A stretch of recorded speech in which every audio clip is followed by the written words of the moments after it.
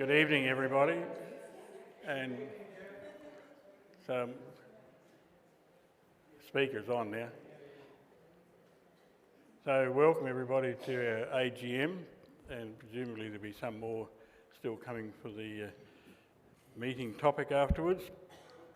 But we'll follow the agenda. Have you got the agenda up there? Hang on. I'll use my clicker.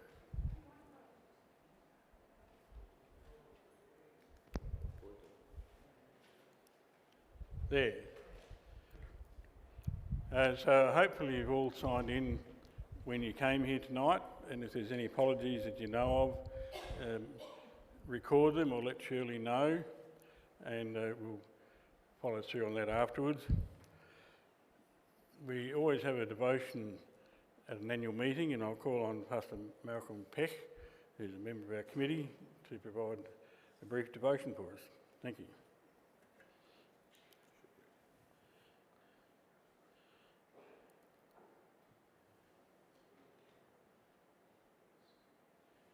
Is that working? That? Yeah, sounds like it. Oh, I thought it might have been too close to mine. Use your left. Yeah, sure. Thank you, Geoff. I've chosen a devotion which I haven't written myself, but by one Angus Buchan, who's a farmer from South Africa. Some of you might be familiar with some of his writings. It's called Walking a Lonely Road. And the text is Isaiah chapter 51:2. I called him alone and blessed him and increased him. And it struck me that our ancestors, thinking particularly of the Wends here, who came to Australia, close to it, even though they came generally as families, I'm sure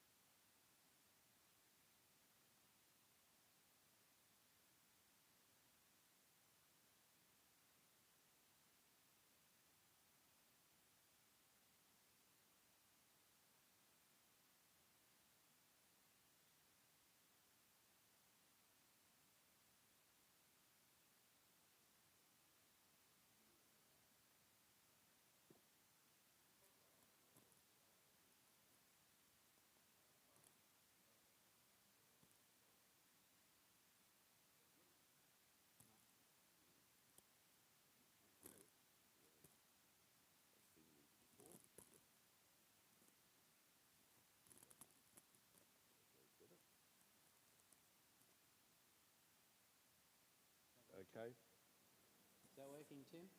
Any good, Tim? We've got a red light, haven't we?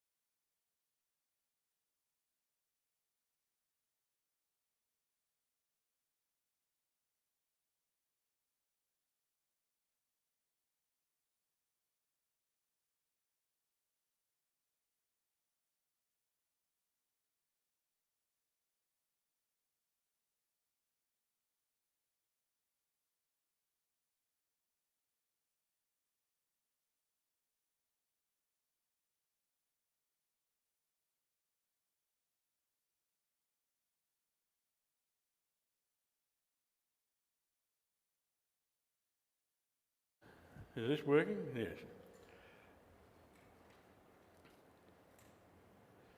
Yeah, come in. Now we'll follow our agenda, and the first thing is to adopt the minutes of our... Can we stop that? Did you switch yours off? I've switched that off. Is that off? Yes, it is. Is that any better now?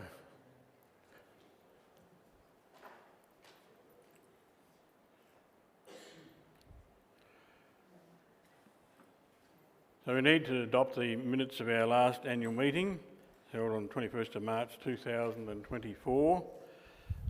So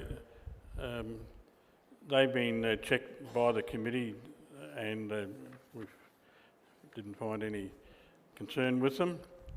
Is there any alterations or corrections that any other member has noticed?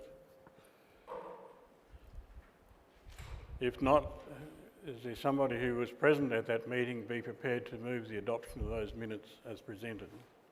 Thanks, Lois. Is there a seconder? Dr. Morris Schill. All in favour, I sign them as a true record, please show. Against?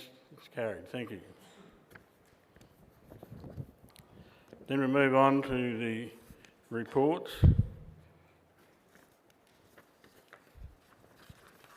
Probably the least interesting of the whole lot.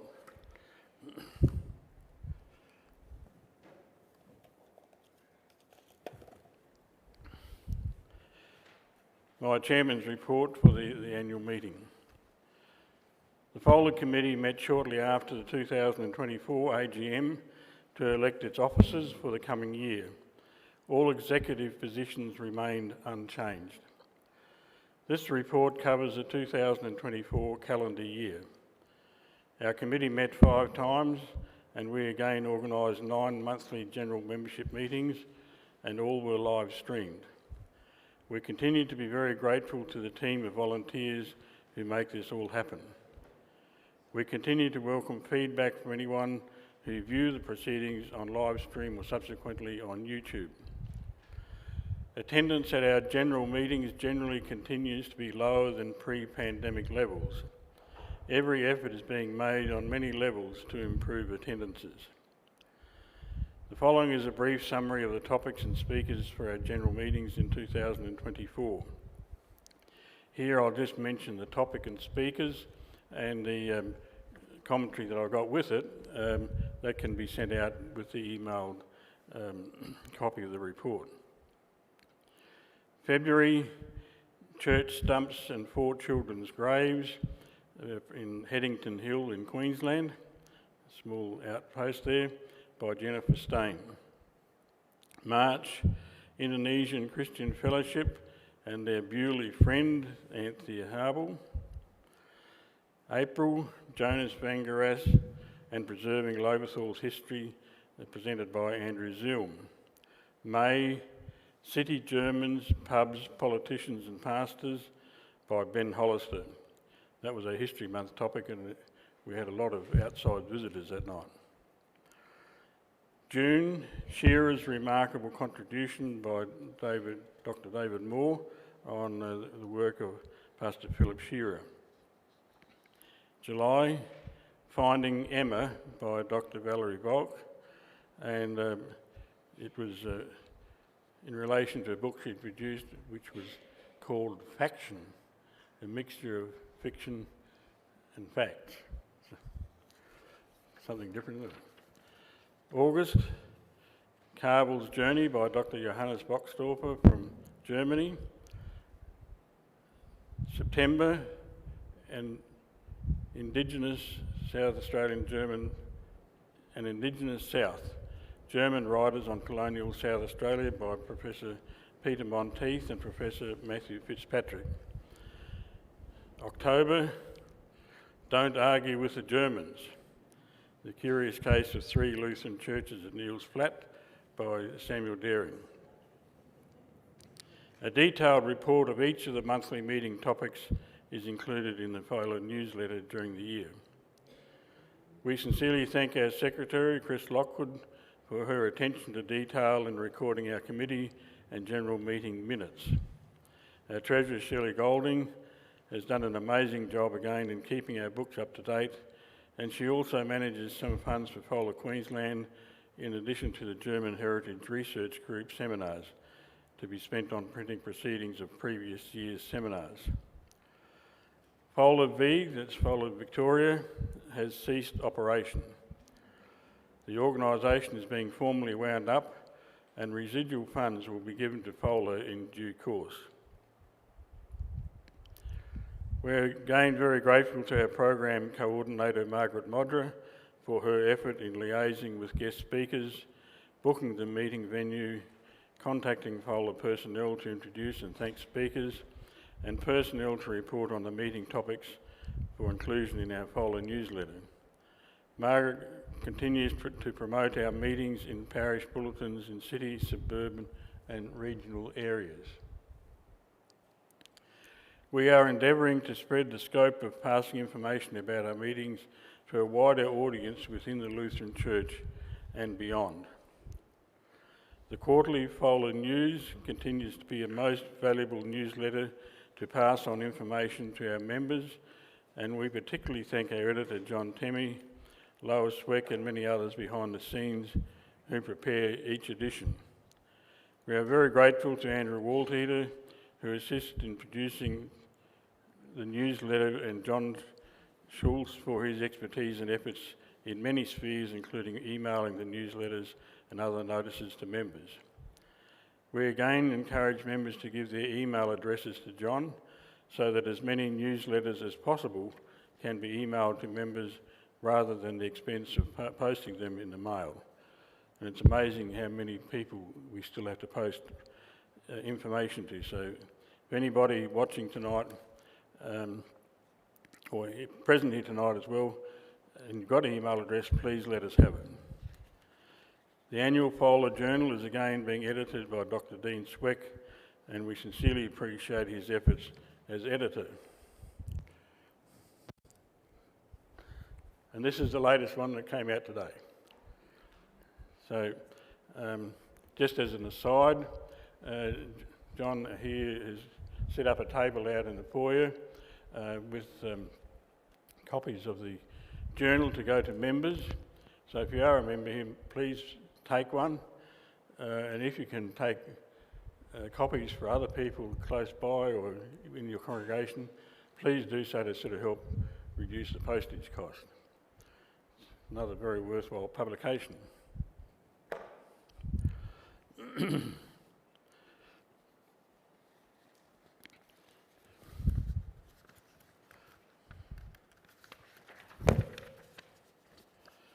It is clearly evident that the Archives team is very busy and that Lutheran Archives is the most valuable resource for the Lutheran Church and the general community. During the past year, FoLA has offered to donate $5,000 to Lutheran Archives to contribute to their project to rehouse the artefacts collection and the completion of its photographing. Pastor Malcolm Peck is coordinating a project to document the history of Lutheran youth ministry in Australia over the years, and this project is nearing completion. John Temmie has contributed a considerable effort to document the activities of FoLA throughout its existence as a historical record, and we thank him most sincerely for undertaking this project.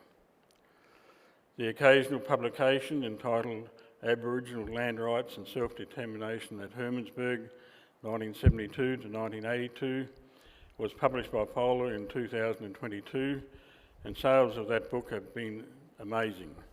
It was reprinted in 2024.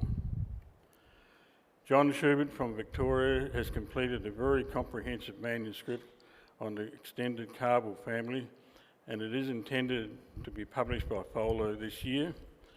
FoLA was successful in gaining a South Australian History Fund grant of $2,000 to contribute towards the cost of publishing this book. The German Heritage Research monthly seminar was again held at Lungwale Lutheran Church, Tanunda, on the 4th of May 2024. The seminar topic was Broad Horizons, South Australian German Stories from the Wider World. A number of topics were presented by FoLA members. FoLA established an annual research fellowship in 2023 with assistance of up to $1,000 to successful applicants.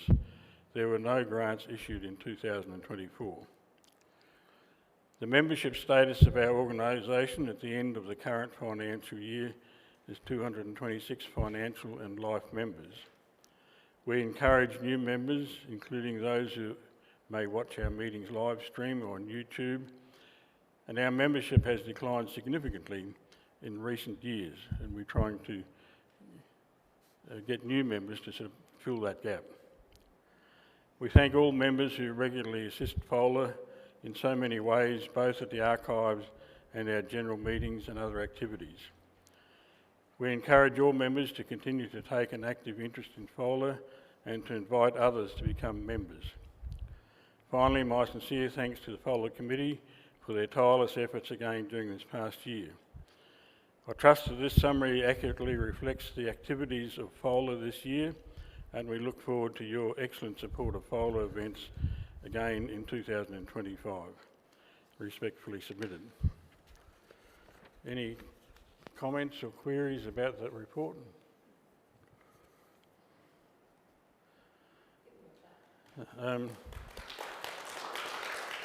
You sure? You people did all the hard work. Would somebody like to move the adoption of this report? Thank you, Ev. Seconder. Chris Lockwood. All in favour to be accepted? Oh, I was lucky. Thank you. So that'll be emailed out to members fairly soon.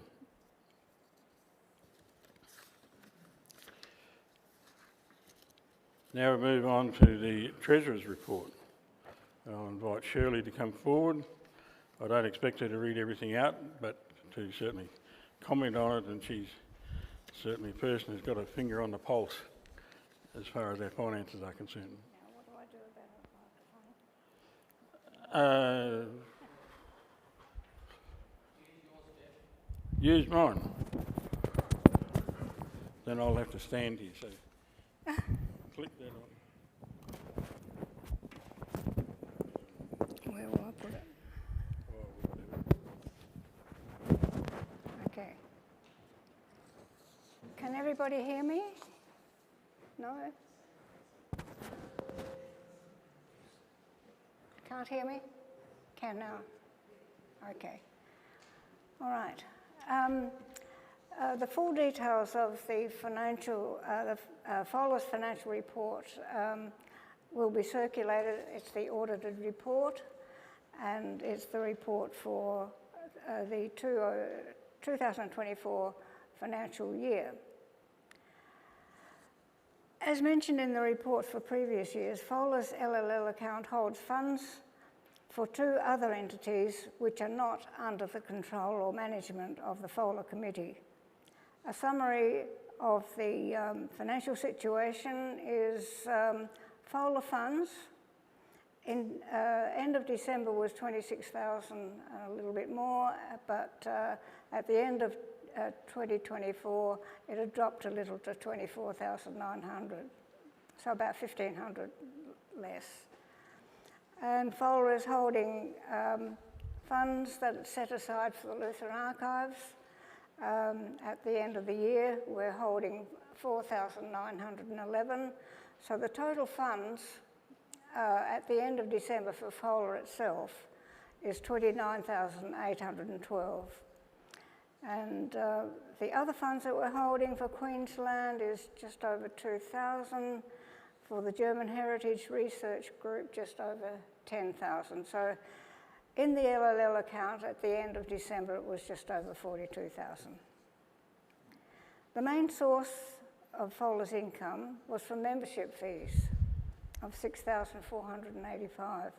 Donations were 1,364, attendance fees at meetings 1,700, interest from LLL 1,093, and a grant from the History Trust for the John Stewart book was 2,000.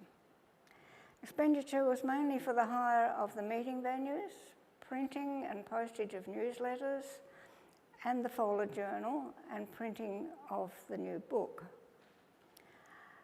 FoLA made a pledge of $5,000 to the archives for the rehousing of artefacts collection and its photography. Also shown in the report is the amount of $4,010, and that probably needs a little bit of explanation. It's $4,010 in income and $4,010 in expenditure.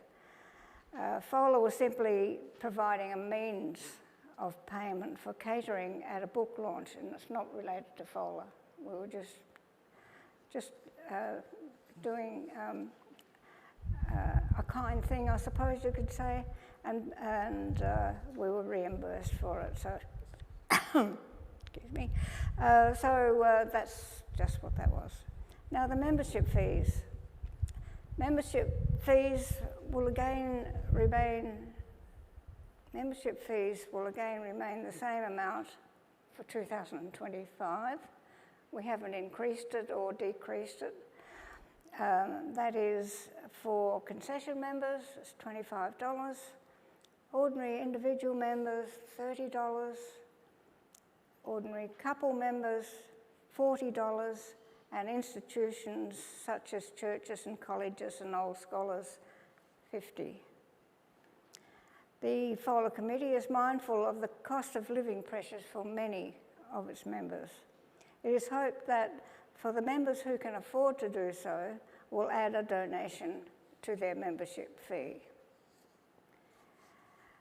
The advantages of being a member is that, as Geoff has already mentioned, members are kept updated on the topics and dates for the meetings, including links to live streaming, quarterly newsletters, and annual FoLA journal.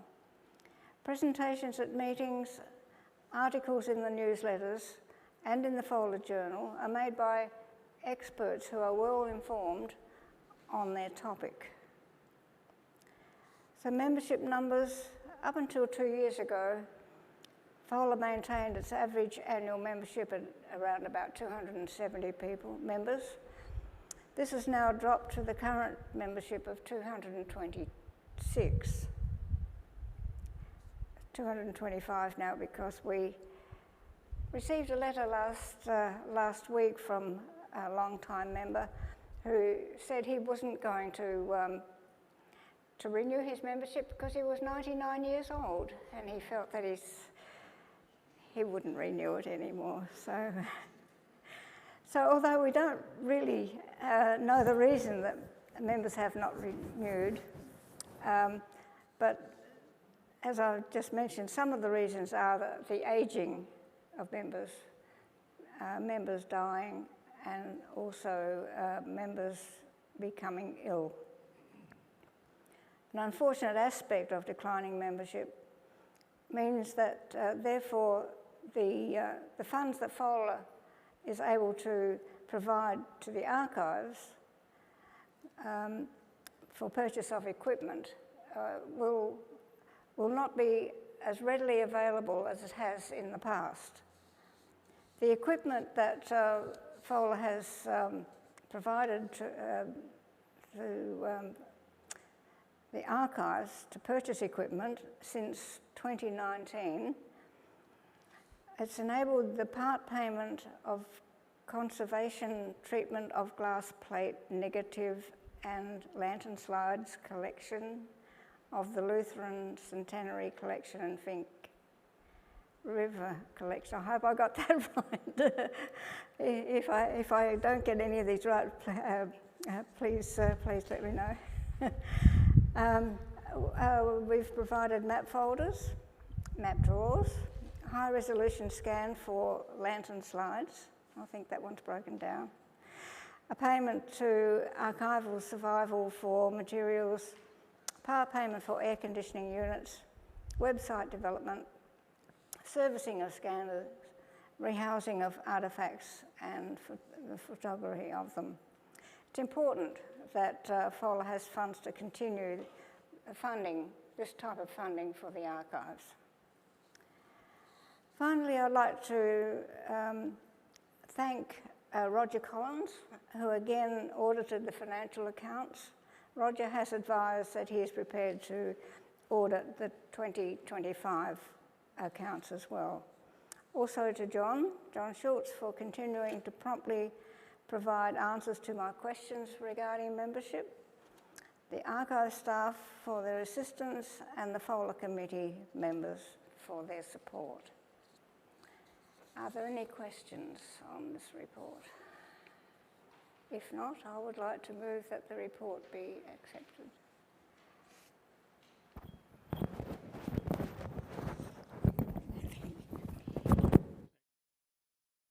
Shirley's moved that the report, why are we doing this? That we accept this report. Is there a seconder for that? Thank you, Margaret. Any further comment? All in favour that we accept this report with thanks to Shirley. Against is carried. How can we stop that problem? Now we'll call on Rachel, our archive director, to produce her report. And perhaps you can use this somehow, I'm not too sure. That's fine.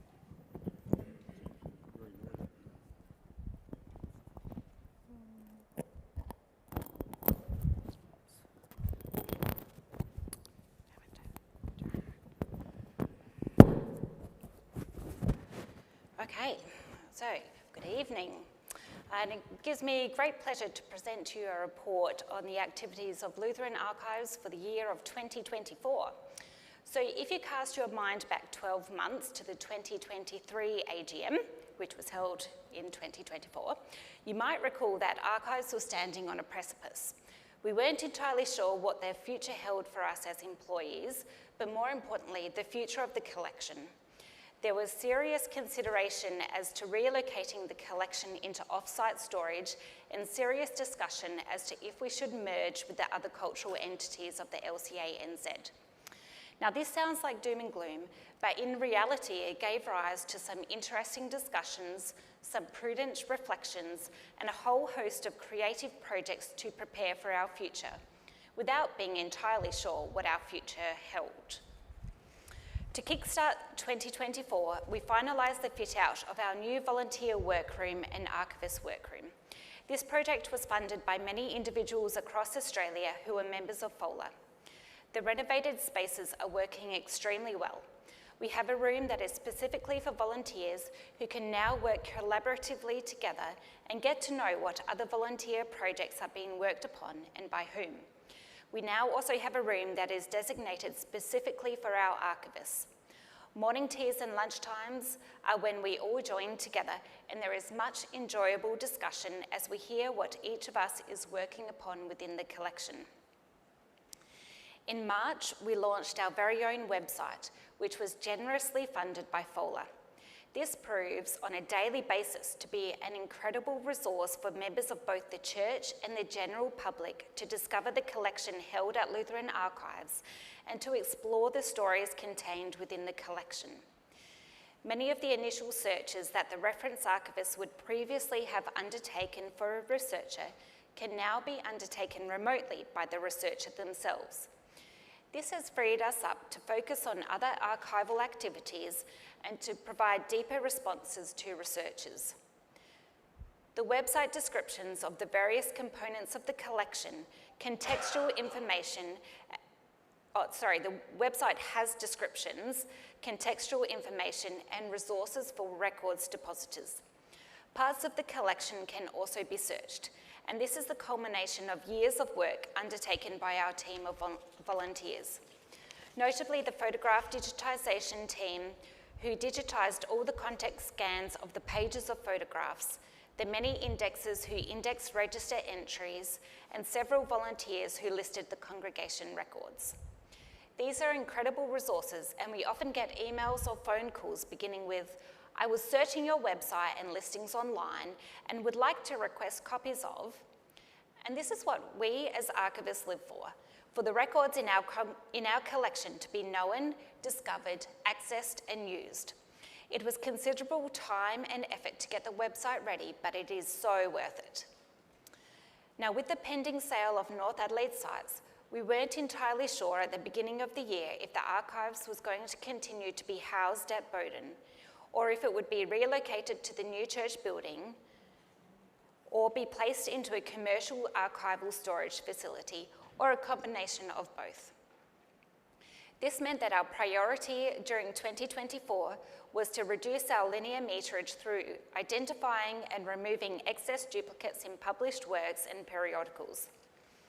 So this is why in 2023 already, a team of volunteers, Lois Sweck, Lyle Kupke, Elvira Bowler-Provey, John Temmie and Trevor Schaefer, worked fortnightly in a book appraisal team along with archivists to churn through the appraisal of over 100 linear metres of published works. We almost completed the appraisal that year and had a few more sessions then in 2024. However, mostly our attention for this project in 2024 turned to accessioning and cataloguing the appraised resources. We had a few teams of university students studying to be archivists join us through the year. 2 students, Harry and Lana, spent 10 weeks working through our international periodical collection, putting this in order, listing where we had gaps in the collection, providing contextual information, such as the synod that produced each publication and how this connects with our Australian and New Zealand story, as well as removing excess duplicates from the holdings. Towards the middle of the year, it became certain that we would not be relocating the collection away from our Bowden premises. It was likely, however, that we would relocate our research room and facilities to the new church building location. So this meant a change in priorities from reducing our linear metres to preparing to safely move records between the 2 sites for researchers as needed. This means we needed to have as many records listed as possible at file level so that a researcher knows the contents of a file and can request to view a relevant series. It also means that we need to have the records housed in appropriate archival boxes so that we can implement a system to track the location of boxes and files. So to this end, we invited 5 archival university students to attend fortnightly working bee sessions to arrange, list and rehouse the personal papers collection. They managed to rehouse and list close to 80% of the collection in 7 sessions under our guidance. This listing has been placed on the website and we have seen a remarkable upturn in usage of these records as a result. We then had 2 other students join us for 10 weeks. Both students were named Alexandra, who commenced rehousing and listing our National Synod records. This is one of the areas that Ben, Bethany, Ange and I are now focusing on in 2025. Another extremely significant project that has been worked upon through 2024 was the digitisation of our congregation registers. We were funded by a $20,000 community heritage grant from the National Library of Australia to outsource the digitisation of the registers. It has been a very involved project, however, as it has required us to ensure there are accurate naming and identification for each register and ensure all the records have been accurately indexed. Now, what's unusual about this project is the digitisation actually occurs on site at Lutheran Archives using our own equipment, but we outsource to an independent company to do the digitisation. So we have been blessed to have a large team of volunteer indexers who have been feverishly keeping up with this project. We also have numerous people working on stages of the photograph cataloguing and digitisation process. And this includes captioning and rehousing slides and photographs, cataloguing the photographs, and then digitising them. Unfortunately, our scanner has been out of action since towards the end of 2024. So our volunteers who had been doing digitisation switched to indexing. We also have a team of transcribers and translators, and these are Elizabeth Edser, Trevor Schaefer, Chris Lesky, Greg Lockwood, and these are all under the careful tutelage of Lois Sweck. And of note here, Trevor has completed his project working on Pastor Casper Dorsch's correspondence, Greg has submitted his manuscript to Wakefield Press for the publication of the translation of Sherman's diary, and Chris and Lois are working on a significant series of records of teacher Heinrich at Hermannsburg. And this is bringing to light considerable new information that is changing the way historians are viewing the Hermannsburg story. Other volunteers work on listing our various collections. Callum Hill-Smith has done incredible work listing AV material that has been transferred from Lutheran media. This will be essential for us to make determinations as to what should be digitised as representative samples of Lutheran media in Australia. Enid has been working with Ben to list and give shape to the school's collection. Mia Lamnek, who is an architectural student, has been listing our architectural drawings, and John Wurst lists various collections as needed. John is one of our all sorts volunteers, turning his meticulous attention to whatever we ask of him. Another of these all sorts volunteers is John Temmie, who predominantly catalogues books but also assists in their appraisal, is responsible for producing the FoLA newsletter, and steps into many other roles as required. Elvira too works where needed. Book appraisals, listing and preparing slides for cataloguing, revenue raising at our book sales, and of course, in 2024, she and Lyle have published the memoirs of Dr. Henry Provey. It's a beautiful publication, and we are thrilled to see years of hard work come to fruition. Lois and Lyle are our two other seminal all sorts volunteers who go such a long way to ensure the smooth operation of the archive with detailed work in all areas of the collection. Then in October 2024, months of hard work by archivist Bethany was realised in a very successful exhibition that was held at General Pastors Conference and General Synod. The exhibition was titled A Communion of Saints, Forerunners in the Faith, and examined our Lutheran history here in Australia and New Zealand and our Lutheran identity. Bethany must really be commended for this, and this will form the foundation of a permanent exhibition that will open in the new Frome Street premises later this year. And now, in an absolutely historic moment, at the beginning of December, all staff members were offered permanent positions. Ben and Bethany were offered permanent roles at 3 days per week, and Ange and I are permanent at 4 days per week, and this totals 2.8 full-time equivalent, with a reference archivist, collections archivist, a project archivist, and a director archivist.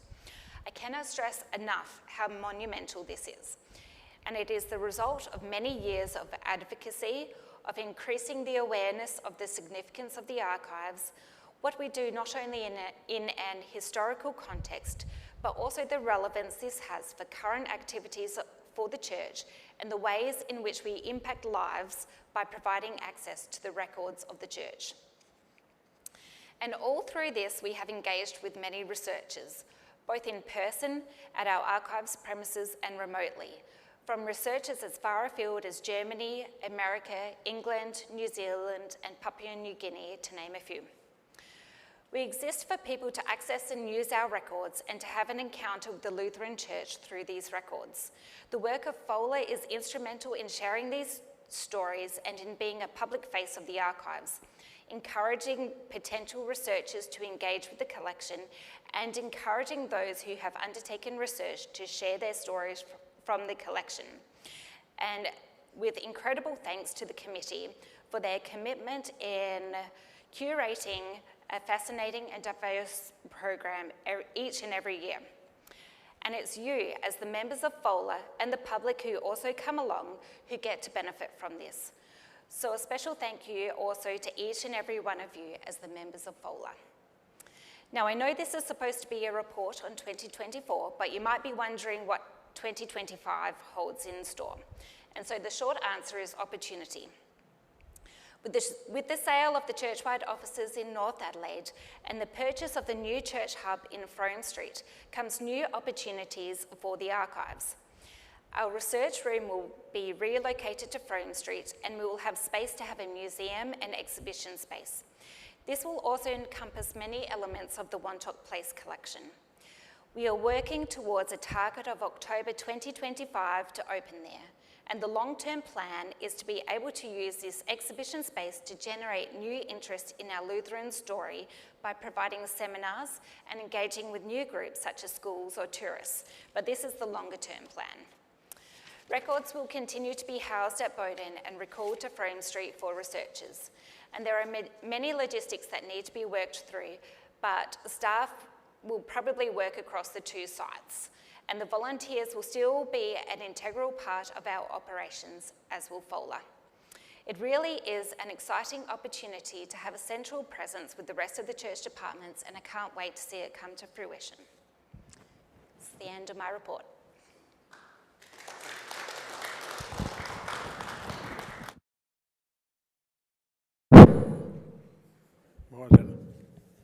Thank you, Rachel, for that very comprehensive report of what's all happening there. Is there any questions that anybody has of her report? Do we move the adoption of that? Do you know? Yeah, move it. Would you want to move the adoption of your report? Sure. Sure. Is there a seconder? John Temmie. Any further comment? All in favour, we accept this with great thanks to Rachel. It's amazing work that you're doing there. Thank you very much. Now, we'll move on to the next item, which is the election of the FoLA committee, and I'll hand over to Rachel. Okay, so now it's my job to run the elections for the FoLA committee. So I declare all existing positions are declared vacant, and we do have some nominations for the coming committee, thankfully. So there are a number of current members standing for re-election: Shirley Golding, Dr. Christine Lockwood, Margaret Modra, Pastor Malcolm Peck, Geoff Saegenschnitter, Helen Schubert, John Temmie, Dr. Dean Zweck and Dr. Lois Zweck, and we have one new nominee of Gary Eckerman. Thank you, Gary.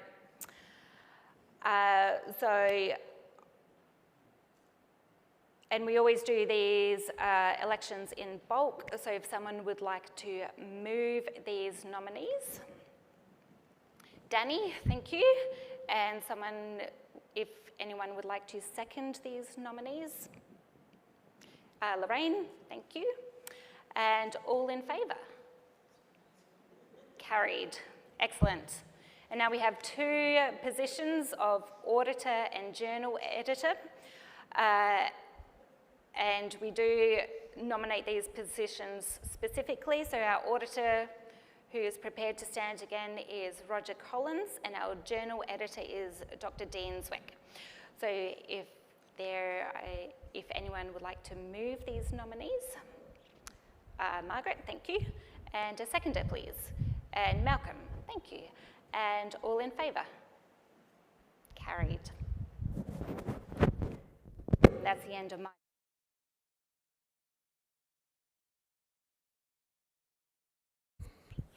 That essentially concludes our annual meeting.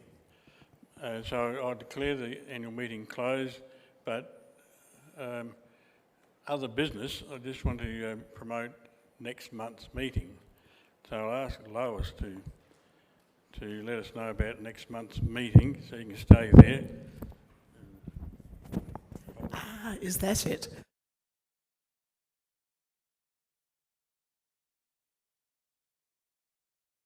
Of April will be, the speaker will be Elizabeth Buck, who was Elizabeth Eckerman. She will be speaking about memories of Connibba Mission. She grew up at Connibba as a daughter of the missionary Pastor Clem Eckerman in the second half of the 20th century. Like all children of missionaries that I have ever come across, she, like her brothers and sisters, was very attached to the mission people, the people among whom they lived and worked. And so it's wonderful that she will come to speak to us about this fairly little known mission, in the sense that it was the later of the one of the latest of the South Australian missions. It's one you don't hear the history of so often, although I must say that when I was growing up, mission meant the Hermansburg Choir that even came to Blythe to sing for us, and Connibba. And when I was a student then at Concordia College, there were students from Connibba in my class, in the boarding house, in my hockey team. They were what mission meant to me. I've since learnt a lot, since being involved with Lutheran Archives, of other earlier missions, but this one too has a really important and interesting story, and you will hear about it from someone who has lived through it. So, Elizabeth Eckermann, Memories of Connibba Mission, on the 24th of April here. Okay. Thanks.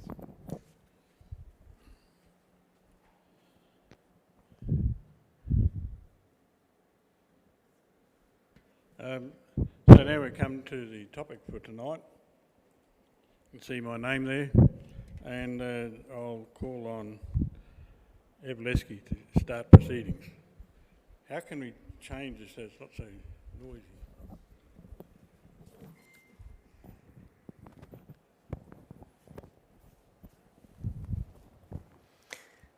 I hope that's going to work.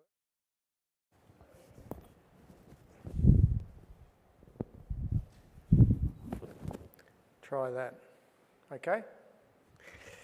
Yes, it's my pleasure tonight to introduce our esteemed chair, Geoff, if you don't know him already. A little bit of background.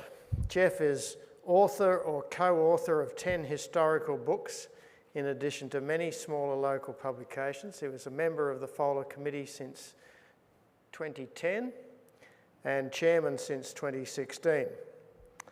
He's been a JP since 1991, church organist for 58 years, since 1967, chairperson of Greenock Lutheran Parish since 1989, and chairperson of the Nain congregation since 1987. He's also a member and executive of many local community organisations, and you'd have to call him the Greenock community historian. Now, while researching and publishing the Biar or Biar family history in Australia in 1971, Geoff discovered that the family were of Wendish origin rather than German, and that two Biar brothers left their home in Groditz, Saxony, within 2 months of each other in 1854. One went to Texas, the other to South Australia, never to see each other again. Quite by accident, 41 letters from South Australia to the Biar family in Texas from 1881 to 1926 to successive generations of the Biar family here were found and have been translated. Today, Geoff maintains contact with the family in Australia, the US, Germany, and is a member of the Wendish Heritage Societies in Australia. So, Geoff, family historian, musician, leader, servant of his church and community. We're privileged to hear you tell your family story tonight. Enjoy.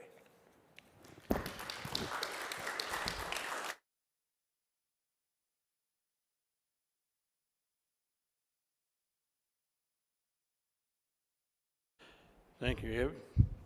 I'm not too sure how I should handle this without making so much noise.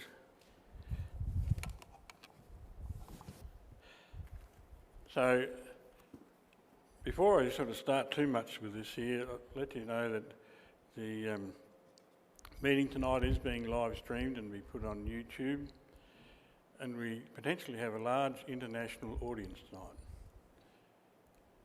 tonight. In Poland, various parts of Germany, Biar family in Texas and scattered in other parts of the United States, the Biar family around Australia, and, oh, hang on.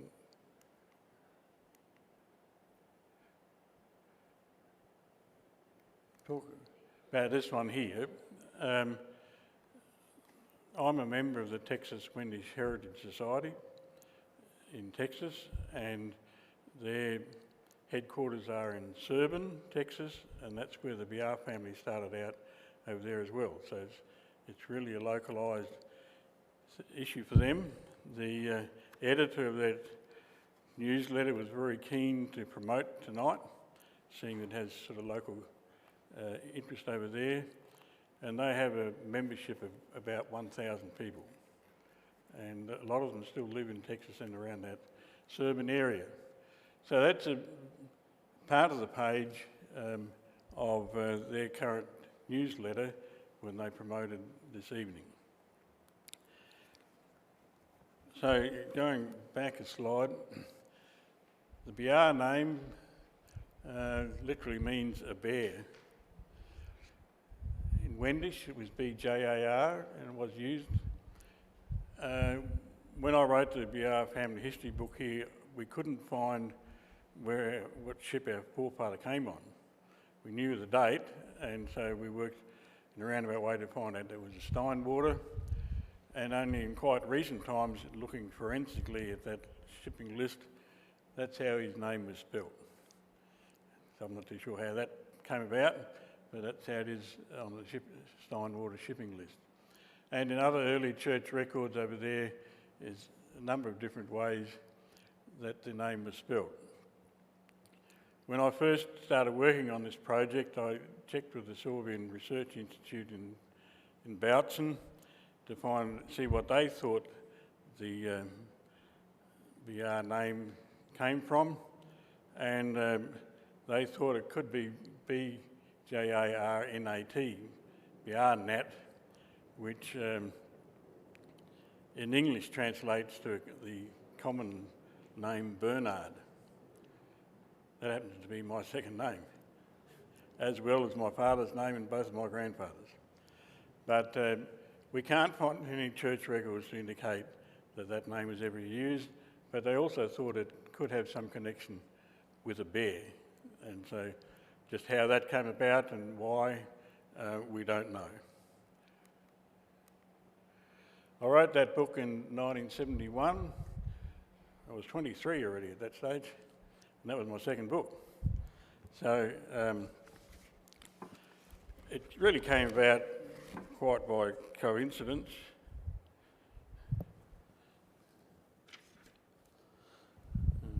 Here's the book. It's very small, and at that stage, a lot of the family history books were like this, with very little detail and basically the fabric of a family tree. And so my Saegenschnitter book and this one here are both in that vein.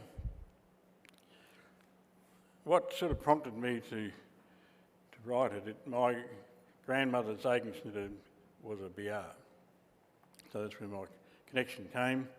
And I got to know some young people a little bit in my youth, and I found out that they were all second cousins of mine in the Biar family. And my father couldn't help too much because his mother died a few weeks after he was born, and he was brought up in the Saegenschnitter home of his grandparents and aunties until his father remarried, and then he never had any connection with the Biar family after that, and there's no malice involved, it's just circumstances that didn't allow that to happen, and it's only in his adult years that he got to know some of his uncles and aunties and cousins, even if they didn't live all that far away. So I took an interest in that to sort of find out who my relatives were, and this family photo was given to us many years ago, and it hangs in our lounge room, and it's commented on by many people. It's a photograph of my great-grandparents' golden wedding in 1930, and it's a studio photo, and there's 6 children. The man on the top left here, oh, you can't see him. Top left, Gustav Biar, he lost his wife 4 hours after his 3rd child was born. So it was a pretty tough time. And my grandmother, who's in the middle down the bottom, she went to his aid and lived with him to help look after this baby, 4-hour-old baby, plus an older brother, 2 years old, and sister, 4 years old. That 4-hour-old baby became Pastor John Biar. Remember him? He was pastor here in the 1970s to the early 1980s. One of his daughters is here tonight. And he then concentrated on ministering to the German congregations in Adelaide for quite a few years before he retired and went to Queensland. His wife died and so forth. So he had a pretty rough start in life, you might say.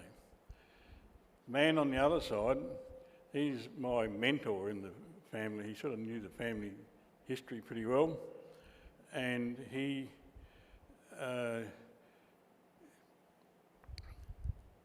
helped me in lots of different ways. One of my sisters boarded with them during the week, each week, for quite a long time, and I used to pick her up on Saturdays, and I'd have a chance to chat with him in retirement, and he's the one that told me that our family were Wendish rather than German, and that there are Biars in America. Don't bother about them because they're too far away. Well, I was 23 at the time, and for me that was a challenge, and so that's what I did. The other thing about this photo is that you hear these days with digital photographs being enhanced a bit, and some high-profile people doing that. This is a 1930 version of that, because my grandmother at the bottom, she died 6 weeks after my father was born, and that was 8 years before this photo was taken. So when they had the studio photo taken, they'd made provision to include her in that photo, although she had passed away 8 years before that. So they did a pretty good job to do that, and so that's my connection to the Biar family, and pretty scant at that for a long time. The name in Germany was always pronounced Biar. In America it was and still is Biar. In Australia, the first 3 generations were Biar, and these days Biar. And so, if you hear me talking of both ways around it, it's that. So, when I heard about this Wendish thing, I never heard of the Wends before. I went to the Lutheran archives to find out about the Wends, and they only had one very thin file about the Wends at that time, because nothing much had been done research-wise about the Wends here. And Dr. George Nielsen from America spent 9 months here doing research on the Wends in 1969, and he was greatly encouraged by the church leaders at the time because he realised that so little had been done about researching the Wends here. So I got his address from the archives, and I wrote to him because he had mentioned that when he was talking to August Biar, that he went to school with a Harold Biar in America. And so I wrote to him, and he gave me the address of Harold Biar, Thorndale, Texas, United States of America. It's a bit like saying, addressing a letter to me, Adelaide, South Australia, Australia, hoping that they might find us. But unfortunately, Thorndale was only a small town of about 1,000 people, and everybody knew everybody else. And so I got a very quick reply to that letter from Harold Biar, because Dr. Nielsen and Harold Biar were virtually in the same class at the Thorndale Lutheran School, and George Nielsen's father was the principal of that school for a number of years while George was still quite young. George Nielsen, I think, is still with us. He'd be in his 90s.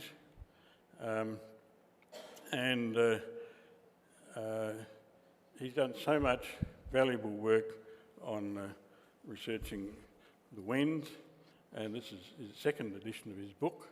It might be out of print at the moment, but he has looked at where the Wends went to out of Germany, mainly to America, Canada, Australia and South Africa. And I still was keeping contact with one contact in South Africa, a fellow by the name of Noak, but he hasn't replied to Christmas mail for some years. I'm not too sure if he's still alive anymore, but he could still speak Wendish, but he had nobody to speak with in that language. Now I won't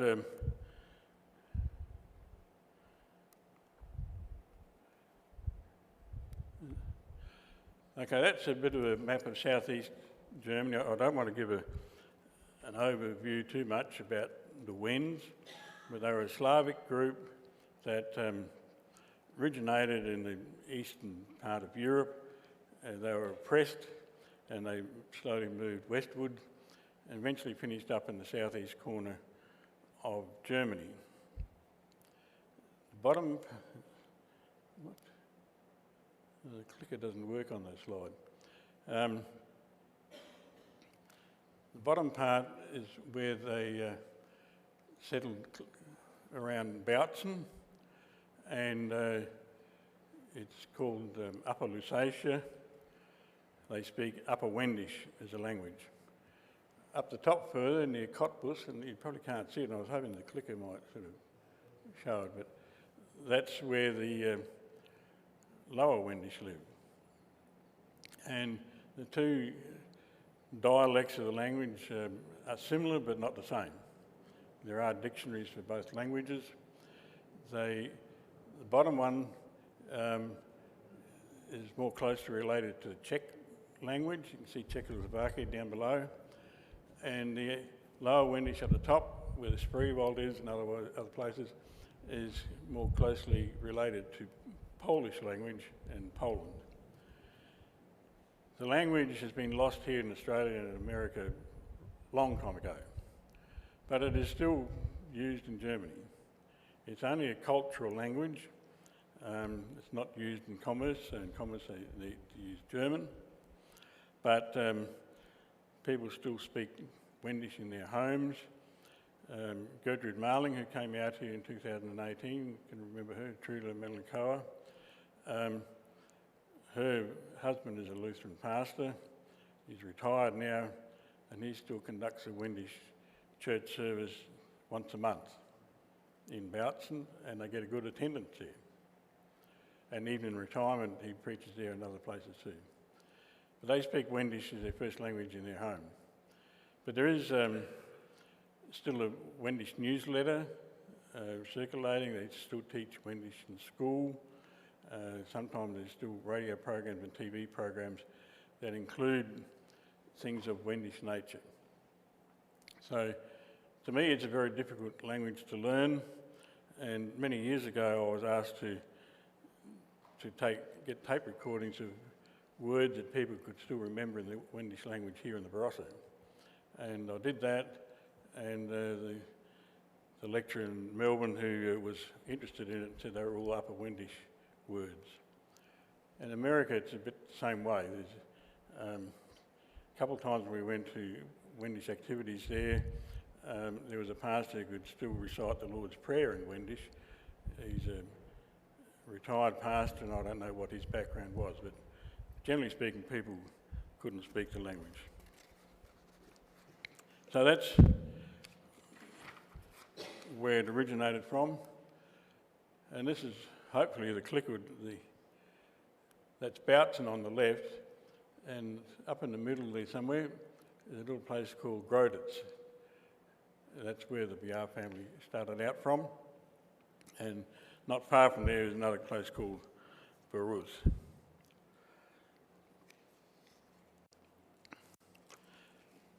A lot has been written about the Wends, and one book that, apart from that one there, was this one here, Coming of the Wends by Pastor Rupert Berger.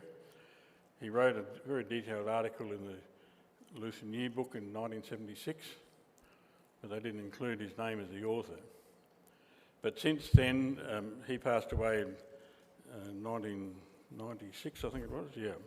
And the Friends of Lutheran, the Wen Sorb Society, with permission from the Berger family and the Lutheran Church, produced a later edition of his book, including a lot of corrections that he made and additions that others made, and photographs and maps. And so this book is still available, and Lyle forgot to bring them tonight, but they're available for $12 from him. And it's a very good overview of the Wends in Australia. And so if you're wanting to learn more about it, see Lyle. This is the couple that I'm forever grateful for answering my first letter to Texas, Harold and Rosalie Biar. Harold is the youngest of 12 children, so it's a pretty big family. They came to, when I wrote to them, Harold's not a letter writer, and so he got his wife to do that, and she was a bit sceptical of the letter coming from another country, not knowing the author. But then when she heard that Dr. George Nielsen introduced him to me, that changed the complexion immediately. And they took an immediate interest in it. And one of Harold's older brothers, the 8th child, Bill Biar, he also responded to me, and so between the two of them we achieved so much. Harold and Rosalie came out here for their silver wedding anniversary in 1981, and during that time we brought them here to the North Adelaide Lutheran Church for an evening church service conducted by Pastor John Biar, and then we had the family reunion supper after that. One thing that I can remember about that service was that they really enjoyed the service, but they didn't know any of the hymns. And yet the Missouri Synod have got a big hymn book. And one hymn, they knew the word, "Just as I am without one plea," but they were still using the old tune, and we got the new tune in the new book, and so they still couldn't sing it. So that's where it goes. Harold passed away in 2021, and of those 12 children and spouses, Rosalie is the only survivor. And she's in her late 80s, and she still lives on the family property.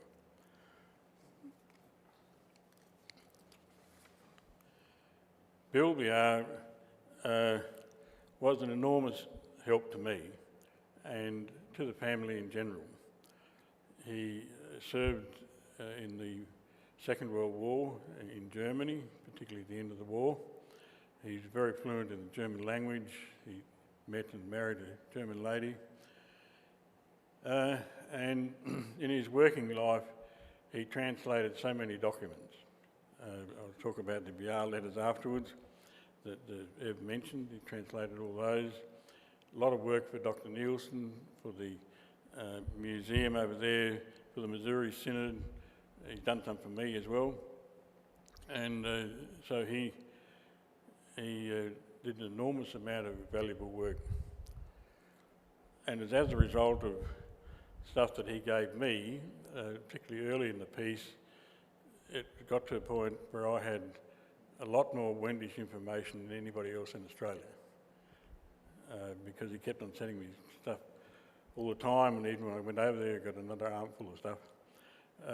It's not the case anymore. The archives and the Wendish societies here have got a lot more stuff than what I've got. Although Enos might suggest I've got too much. So I could see there's a looming problem in his household. His wife was not particularly interested in all this stuff. And I've got 2 children, and I suggested to both of them that they very seriously consider transferring all his historical stuff to the archives in Serban. And luckily that did happen. And so the people from Serban drove all the way up to Denver and took a huge carload of stuff back, put in their archive. When we were there last, it still hadn't been accessioned properly yet, but it's so much personal, valuable information that would have been lost otherwise. There was another case over there, could be a relation to us in the Swar family, which is also a Wendish name. They lived in West Texas, and he was the man who initially paid my membership over there when he paid his. And he was a single man, he was crippled with arthritis, rheumatoid arthritis, and that happened for a few years, but then it dropped off, and I think he's probably in hospital again. And so then I kept renewing my membership myself, and it cost me more in bank fees than what the membership cost. But when we started travelling over there more regularly, membership 5 years in advance to accommodate that, and now we can do it all online. But he had a lot of stuff too, because he had travelled to Germany, books that I'd never seen, and I only found out a month or 2 after he died that he had passed away, so I contacted his mother to see if that information could be transferred to Serban as well. And she said, sorry, no, I got the skip in, and it was all thrown out. She was a Swar by birth, but she just couldn't be bothered. And so it's really sad when that sort of thing happens, and I'm just so pleased that the Biar family transferred his stuff, because some people's personal collections amount to a lot more than what you can get officially.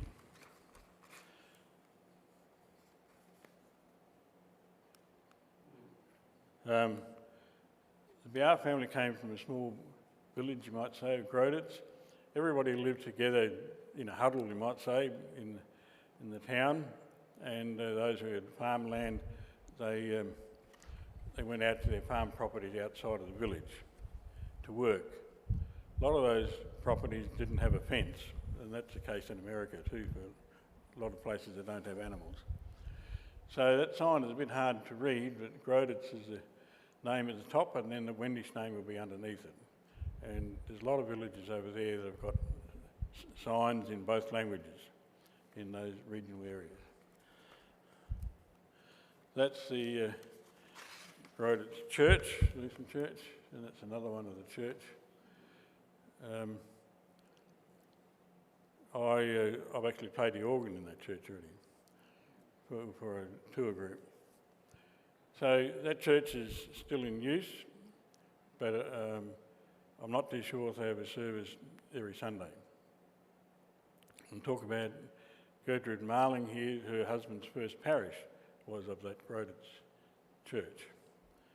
And they lived in the manse nearby, and there's no minister there anymore, and I asked her what happened with the manse, and she said that the manse is still owned by the church, and a Ukrainian refugee family lives in that house.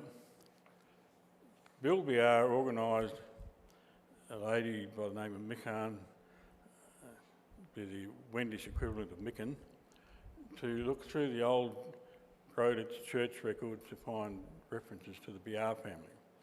She was in her 80s at the time. She could read the old, very old German script and their abbreviations, and the Wendish language as well. The Groditz church records go back to 1660 odd. And I think the first reference to the Biar family, when she sort of went backward, was sort of about 1680. So we've got a reference generation by generation of the Biar family from that time. There are about 10 volumes of church registers just for that congregation, 10 big volumes. And I asked Gertrude Marling, whether people can get access to it. She said she doesn't know. So the records used to be in their manse, and then when that sort of didn't become a manse anymore, it went to the Baruth manse, which is not that far from there. And that church doesn't have a pastor anymore either. There's 3 pastors that serve lots of congregations in that area but don't live in these places. But the Baruth manse, they've made a part of that as a secure storage for local church records, Baruth, Groditz and some other churches, which is good that they're sort of keeping it, but it's very hard to get access to it, and you need somebody who can read that old script to do any good with it.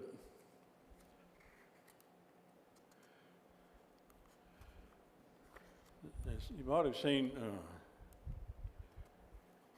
some photos of cemeteries over there. It's a real botanic park, and each family is expected to look after their family's grave, and there's people there virtually every day doing something to sort of trim shrubs or replace flowers or cut off dead flowers, that sort of thing. But those people only have access to that grave for 25 years, and then it's resumed by the authorities. So then they have to remove everything, take the headstone away, and lost the location of where their forebears lived. And that happens all over the place in Germany. So the headstones can be taken to the family home and left with the family. Some are just crushed up. Some, on one occasion when we were there, they said that you can place them in a memorial garden somewhere in the city, but I've never seen where that is. And some are given back to the monumental masons. And so they scrape off all the lettering and inscriptions and reuse the tombstone. But quite recently we had Reinhardt and Sybil Noack from Cottbus here, and they look after one of their parents' graves in Cottbus, and it's the same thing there. They're expected to look after it all that time, and then after that they've lost it. And so there's generations, many generations of Biar family buried around the Groditz church, but we wouldn't have a clue where. We know dates and so forth, but not that. So it looks really good. There's another one. You can see Noack back there, maybe. There's some common names there, and Hochkirch and Schleifer and Weigersdorf, and some of those congregations all do the same thing. To me, it looks quite an ornate thing. There's another one, but they're all more recent graves. And it's a Lutheran cemetery. Not too sure why this is happening.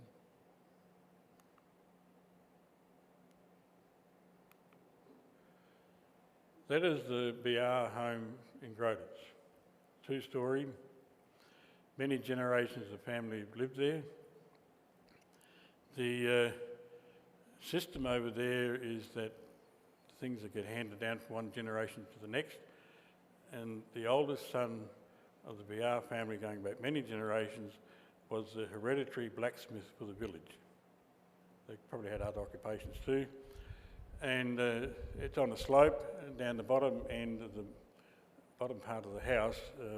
When Bill Biar first visited there in the early 1970s, there were still some of the old Biar blacksmith tools in there. It's 2-storied. It was replastered in about 1990. It looked pretty shabby before that. It's got quite small windows, very low doors inside, and narrow staircases, and all those sort of things that you see here sometimes too for those older houses. A Lehman family lived there for many years, and that's how we found out where the house was, because we knew that there was a Lehman family there. These days, when we were there last, it must be a young family with young children, because they've got lots of playground equipment in the backyard. For a time, that house on the side had a lean-to on the side with fancy doors, and I'm not too sure why that was taken away, because that's no longer there.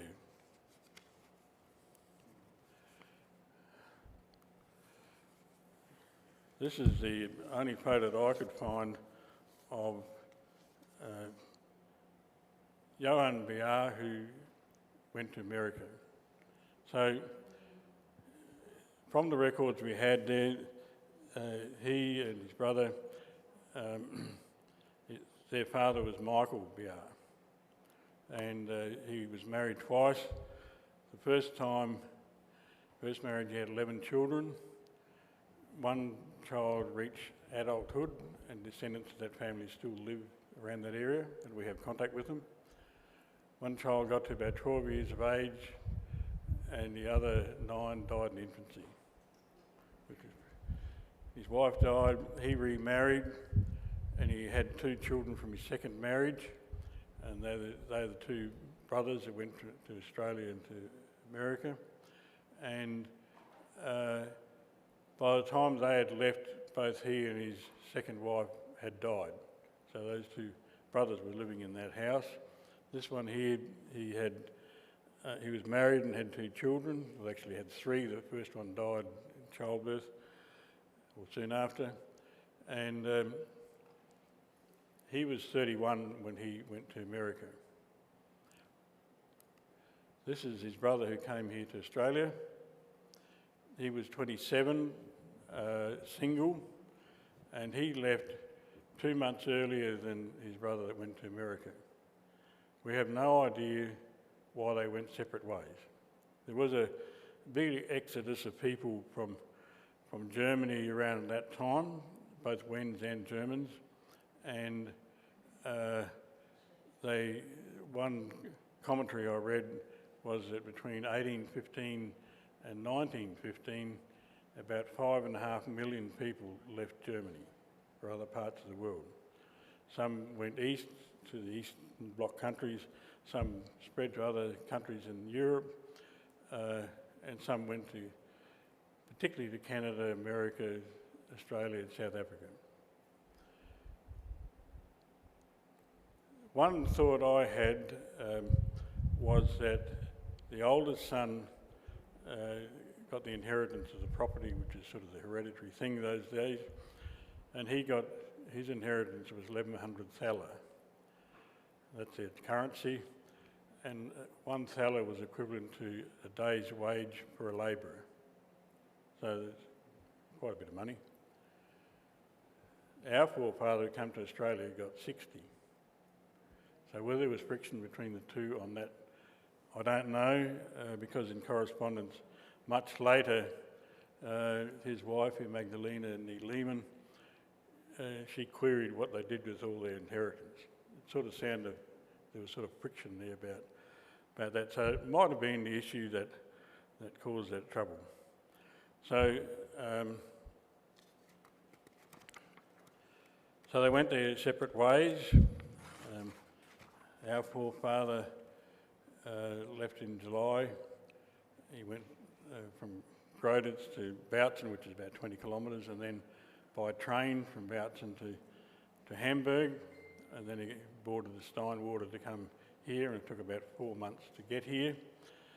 His initial movements are not known, but there were a lot of Wends that came here around about that time and earlier and settled in the Ebenezer area. So we think that he sort of migrated with them and found accommodation there. His wife, she lived in an area that wasn't Wendish, but she joined the Groditz Lutheran Church and got to know Andreas. He left for here in 1854 and she left as a single lady to come out here to follow her sweetheart in 1855, and they got married in 1856. And so she is the one that wrote most of these letters I'm going to speak about. So the voyage to Australia was fairly uneventful and took 4 months. A few people died en route. But the American side of the story was a very different story. And in this case, they were to travel to America on the Ben Nevis, the ship the Ben Nevis, entirely all Wendish people, 580 of them, 581. They invited Pastor Killian, Jan Killian, to be their pastor, and he accepted to go with them. So they all got together at Bautzen to get on the train, and he was prevented from going because he had an issue with the German government authorities for inciting people to emigrate. Yet there's thousands upon millions of people that migrated. So he wasn't allowed to go with them. So they went off by train to Hamburg. He had to sort out his differences with the government people, and then he and his family, he had a young family as well, had to go by a different way to get to England via Antwerp in Belgium, and on the way he lost his wife's passport and he had to get backtrack to find that. But the others, they went to Hamburg. They had to go on a steamship to Hull in England, and then across to the other side of England to Liverpool to sort of catch the Ben Nevis. While they were in England and before they got to depart, one girl died of cholera. And cholera is a disease that spreads very quickly, and before they could leave England, 14 people had died from cholera, and so they thought they should have had it contained, and they then went, set sail, and they had to stop in Ireland because more people got ill at sea and buried at sea, and in Ireland they had to get off the boat. Quite a few more people died there. To sort of try and eradicate the disease, everybody had to get off the boat there for at least a month, and the boat, all bedding and material stuff was taken off and destroyed and had to be replaced, and the whole ship had to be fumigated. So that all took time, and then they were able to board it and go to Galveston in Texas, and more people died of cholera and yellow fever. So in total, from the time that they left to the time they got to Galveston, 81 people had died. And for those of you who've got Gertrude Marling's book, Shores of Hope, she's got a full list of all those people who died on that trip. So from there, it wasn't an easy journey either. They went by steamship.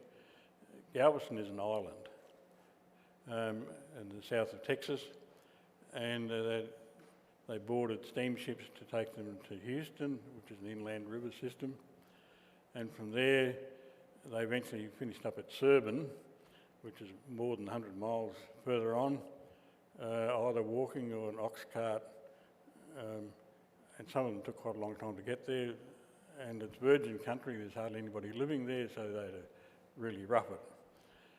When they did get in a general area, two of their group went ahead and bought 4,000 acres of land in what's called Serban now, in the Delaplane League, as they call it, and then that was carved up to be sold to quite a few members of that group. The Biar family moved up there as well, but they lived outside of the Delaplane League, and so we're not quite sure where they moved to. The people in the Delaplane League named their town Serban, and I've checked with Gertrude Marling about this, and Serbja is a Wendish word and really means a place for wens in English. So that's what it turned out to be, a Wendish village, and a lot more people came there later on. But they all bought virgin land, heavily timbered, but timbered with trees that could be used to make log cabins. First year when they got there, it was too late to plant crops, and so they were destitute people, and were on their own. They started off with nothing there. So it was a pretty tough journey for them. In the case of our forefather,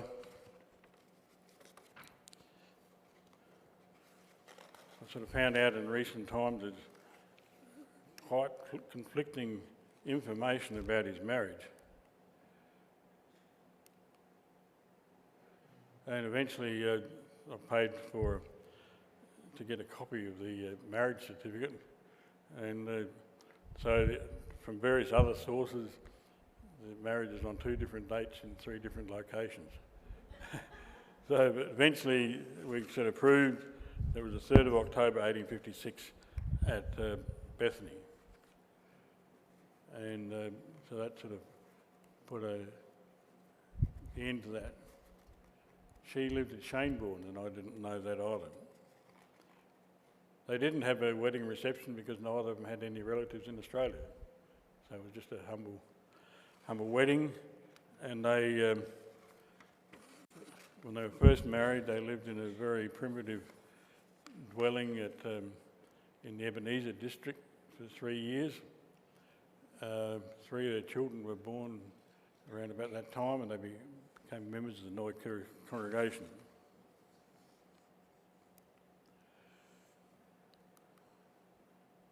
These are the people that are our immediate relatives in Germany. The older lady and the younger lady, mother and daughter. They live only a few kilometres away from the Groditz church, and it's their ancestor who was the only one of 11 children that survived. Whether she got any inheritance or not, I got no idea, but by the time the 2 brothers travelled to the other side of the world, she was already married, and she stayed there. So I still keep contact with these people. They live quite close to the church. They have a young boy. He's 12 now, so it's a few years since I was there. The younger lady still speaks good English. Her husband not so much. And the older lady doesn't live there anymore. She's living in a retirement unit in that general area. So Beatty, the younger lady, she's got a brother as well, and I have never met him, and he doesn't live nearby there. So there's probably about 10 members of the Biar family in Germany that we still have contact with, that are living. In Australia, if you sort of take the full number that were in the book and the additions, we're probably between perhaps 700-800 all up. America, a bit less than that.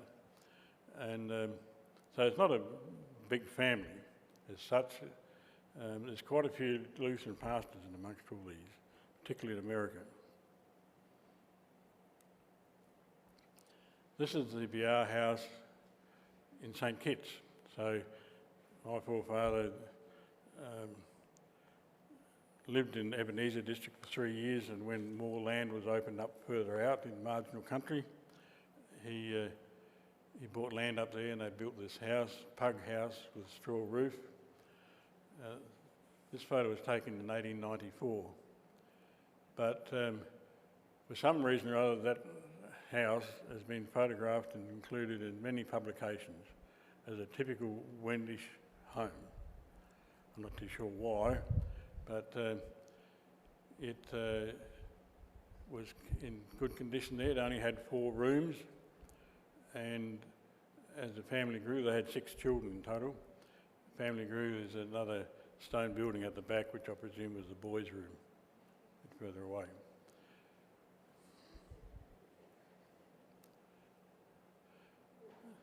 That house, you'd say, died a natural death.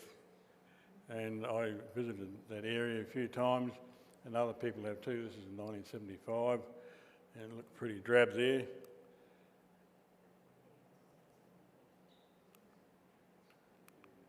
There it looks worse. There it looks even worse. Eventually just fell down, and the people, there was a Dakey family that lived in that house until about early 1950s, and there's a photograph of that house in the Dakey book to show what it looked like when they lived in it, still there. That stone building at the back, it's got a chimney. I think that's where the boys' room was, and although the house is gone now, that stone building is falling down, but parts of it are still there. So it doesn't look too livable there, does it?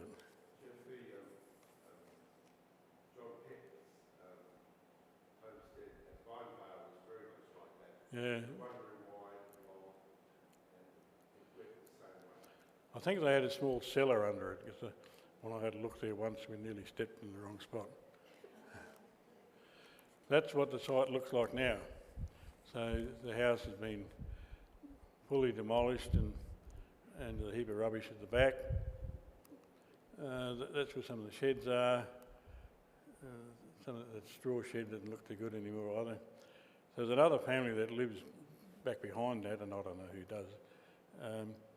And they must be doing some work here to sort of clean this up, because at one stage I'm not too sure whether squatters lived in the place or what, but there's lots of car bodies and beer bottles and all sorts of stuff there that's not too flash. They belong to the St Kitts Church, and this is the current church, which is now a private dwelling. And behind that is the St Kitts Cemetery. And between the cemetery and the church, there was an older church, a wattle and daub church building that served for many years, but that's been demolished now. Of course, the people in St Kitts, they didn't always all agree, and there was a split in the congregation. Another church was built down the road, St Paul's. This is St Peter's, and they remained separate congregations for quite a long time, and they had separate cemeteries and so forth. The other church is still standing, and it's also a private dwelling. The Wendish Society here have undertaken a big project to identify the Wendish settlements in South Australia, and this is the one that depicts St Kitts, and so there's others around the place too, at Hope Valley, Rosedale, Rosenthal, Ebenezer, Neukerry and Peters Hill. And I thought I'd just put this one in here, and it's got the names of the early settlers there, and the Biar name is amongst that. So it's good that they've done that, and the cemetery there has got a lot of Wendish names in amongst the gravestones there. This is a house in Serban, Texas, two-storey house. We don't know where the original pioneers lived, but my guess is it was on that property. There's lots of very old sheds around the place. Oh? Yeah, that's Edwin built that. So but anyhow, this wasn't lived in for some time when we first went there. But it's in this house that they decided to take the writing desk out of that house up in the second story of the house. And they had to pull it apart to get it out down the stairs. And when they did that, there was a secret compartment where all these letters fell out. 41 letters written from St Kitts to that house in Serban. And all those letters have been translated by Bill Biar. There's a copy of those in the archives at Serban. And the Victorian Wendish Heritage Society put together a very large email, probably about the year 2000 or so, of a copy of translated letters from South Australia and Victoria to America and to Germany. There's about 200 letters involved. They're all translated, and they take about 300 pages. And I think there was a copy sent to Lutheran Archives. I've still got it as an email, and I refer to it often. Have you got it all along? No. So it's just a click of a button and you can get it. So there's others from South Australia too, and a lot of those letters were found in archives and personal connections in Germany. And there's various translators, but they give a good insight. In the case of the Biar letters, there's 3 generations of people that wrote those letters from 1881 to 1926, and by that latter stage, the 3rd generation really didn't know their counterparts in America, and interest was lost. But it's evident from the early letters that there was previous correspondence between them. There's also correspondence between the 2 brothers, and I would have thought that those letters were very cordial. So I don't know what the differences might have been, but they were very kindly sort of letters. They are warts and all correspondence, and there's a lot of things that I've got in my book that are not quite right. And so it's amazing what you find, and they were quite open and honest. And I just have a hunch that these people who gave me all this information when I was writing the book, they told me what they wanted to tell me, and probably not the full story.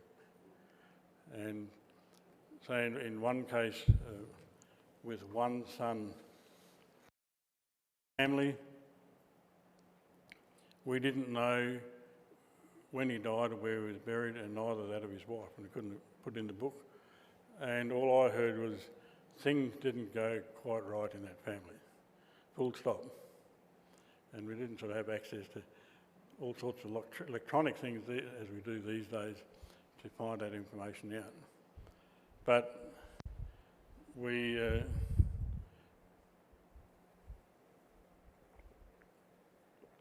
also found out in that branch of the family there was another son who was married that I didn't include in the book because nobody told me. I didn't know. He was in his late 20s and he took his own life by jumping down a well in Tanunda behind Sharaple's business and between there and St Paul's Lutheran Church.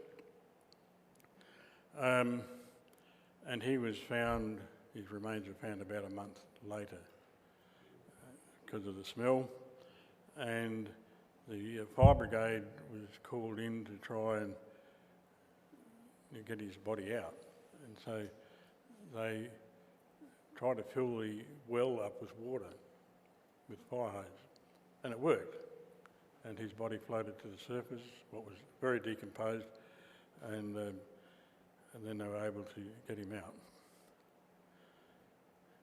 His parents, we found out that his mother was committed to a mental institution in Adelaide. They had a terrible name for those places in those days, and she took her own life there. And his father, none of the family that survived knew where he got to, and quite recent times, within the last year or so, I found that he finished up in Queensland, and there was a Ancestry.com article about his mother and her family, and his name was included in that, and he died in Charters Towers. You can have a look on Trove now, and we found it all. And even this one in Tanunda, all the nitty-gritty detail about that suicide was in the leader at the time, week after week. to sort of try and get to the bottom of that. So some of these things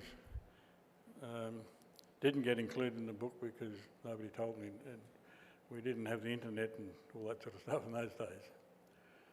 So this house has been pretty important to us. We've stayed there a number of times and really enjoyed our stay there.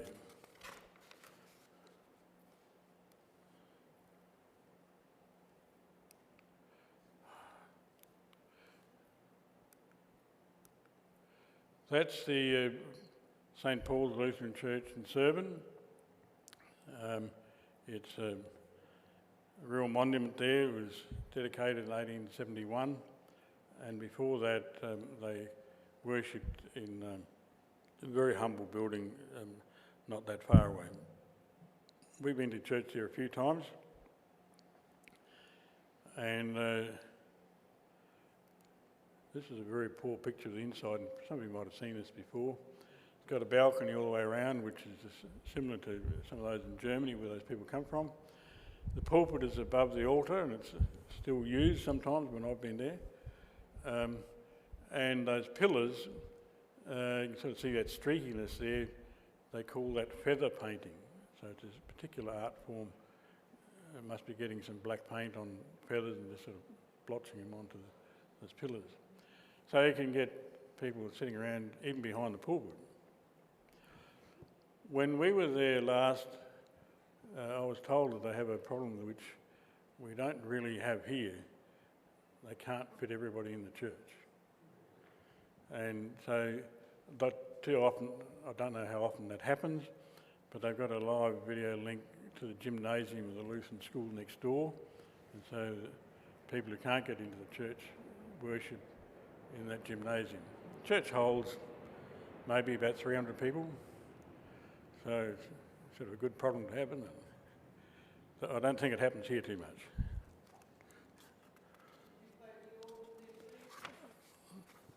I'm wondering about that. There's a fair chance that I did. Can you remember? Yeah, Ina says yes.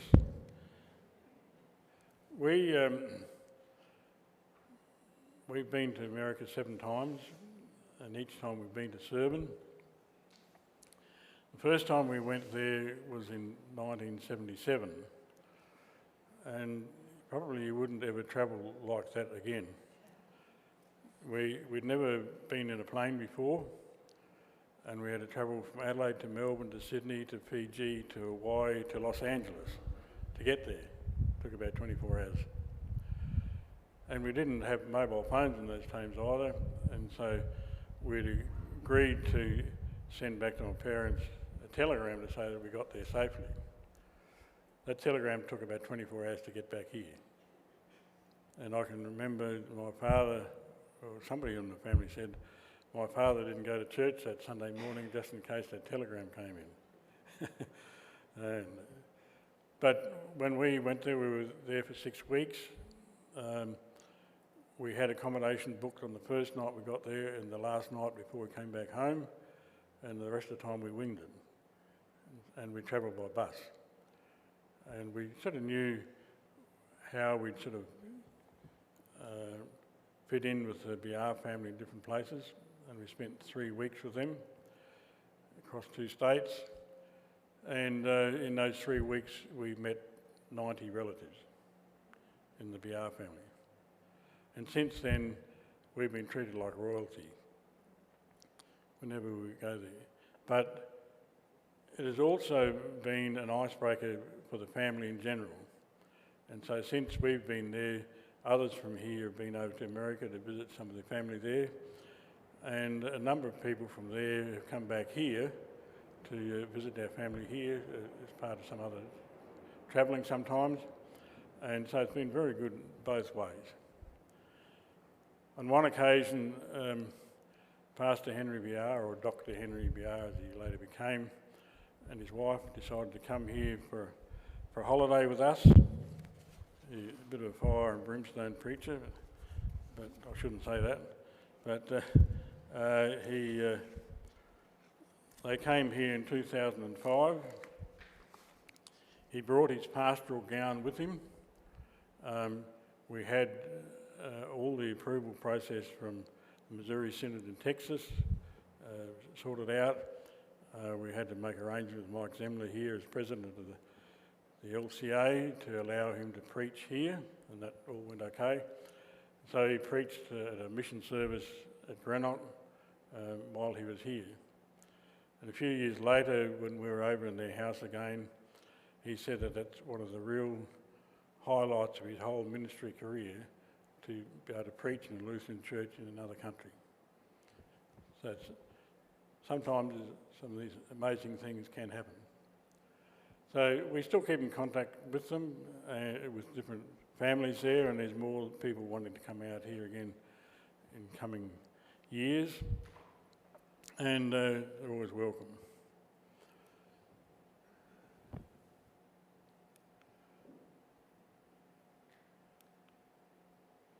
Okay, this is another concept over in Texas, and this is organised by the Agricultural Department in the state of Texas.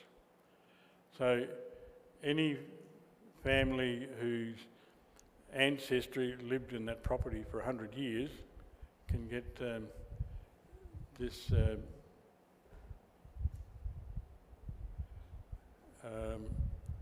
plaque, or this monument put outside their property. And so Harold Biar's property has been in their family for over 100 years in Thorndale. It's still there. And there's quite a few others around the Thorndale area that are really hereditary Lutheran areas. And it's not only Lutherans, but others too.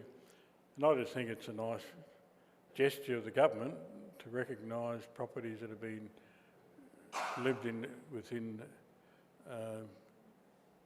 that property for over 100 years. There's a lot of red tape that you have to go through, but I just thought it was good. This is the tombstone of our forefather and his wife in the St Kitts Cemetery. There's a lot of other Wendish ones there too.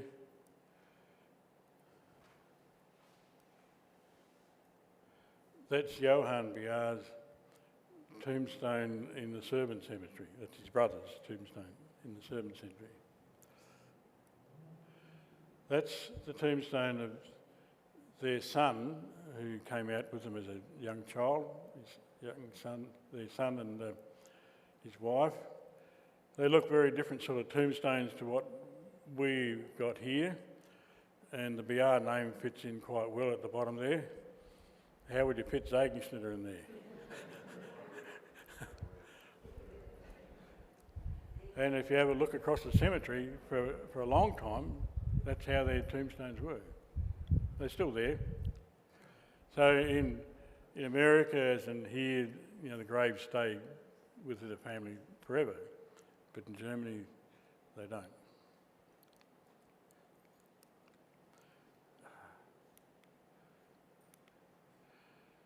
This is one of the more modern graves there. A lot of those more modern ones are just a headstone on a plinth, like we do here on lawn cemeteries too.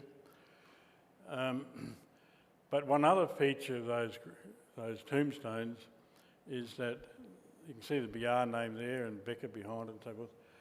They put the surname on the back of the tombstone as well.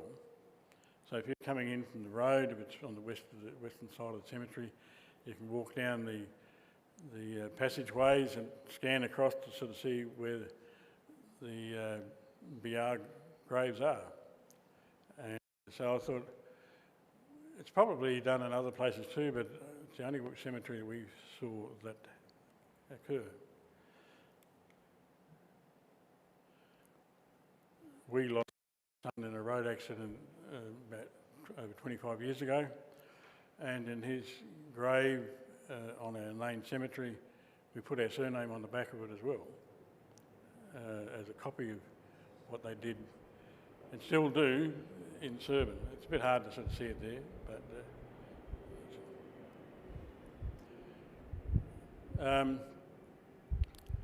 in the pioneering days, the people over there grew mainly cotton and corn. Corn we call maize, and later on peanuts. And here it was sort of cereal farming. They didn't have quarantine measures in place in those days, And so the American people sent out some cottonseed for us to grow here in St Kitts. Now they have about a 35 to 38 inch rainfall, natural rainfall in their area, and St Kitts has got about 10 inches. So the cottonseed didn't grow. And the Australian people thought they were going to send some speargrass seed over there for them to use. I don't know if that actually ever happened. So, you see those sort of quirky little things. Also, in amongst these letters, there's detail about how they determine the boundaries of properties in America and here, how they differ, and also fencing requirements. And here in Australia, there was one part of one of the letters that identify, the legal requirements for a farm fence. And when you drive out in a lot of those little places out in north here, you still see some of those fences there, posts and fence and so forth. In Texas, in that area around Serban and other places there too, it's still a rural community, and a lot of those people that live there aren't members of the Serban church, and yet they've still got hundreds of members. When in 1870 there was a split in that church, but just before this one was dedicated, and this group in the present church, they want to keep the Wendish language alive, but a lot of them only wanted German, because they had to converse in English for commerce. And so they formed another congregation, St Peter's Congregation, in 1870, and they kept it going until 1914. They had their own school as well. It was in the same, and they were allowed to each use the one cemetery. So that was sort of one concession they made. And the St Peter's congregation was just German services, and they had a different pastor. It was still part of the Missouri Synod, to my knowledge. And when they split, they had about 200 members, and it was over 500 in the other church. So there was a very big Lutheran population. These days, you see this out there: oil wells, some gas, some oil. Some work all the time, some only part of the time. I'm not too sure how the government regulations are with that. But I had a look on the internet to find out about these oil derricks in the Giddings area, which is that general area. The wells are about 7,000 feet deep. So that's a huge investment, outlay, gamble to find oil. Some of them are dry, some of them haven't got enough oil to warrant putting a derrick in there. This one here, I think every time I've been there, it's been going all the time. But the landholders around there also benefit from these wells. So somehow or other, and I don't know how the oil authorities do that, they determine the perimeter of the reservoir of oil underneath that well. And if your land is on top of that perimeter, you get a royalty for it. And I was told once that one of the Lutheran churches there got enough money to build a church hall. The Biar family, a small section in one corner of their property is on top of that one well, not this one, and depends on how often it gets pumped and how much they pump out a year. They sometimes get up to $100 per year, which is sort of really very little, isn't it, in royalty for it. But those derricks, they go up and down all the time, and each stroke brings out about 40 gallons of oil. And so there's storage tanks there, and there's no refinery anywhere near there, so it's all shipped out by road.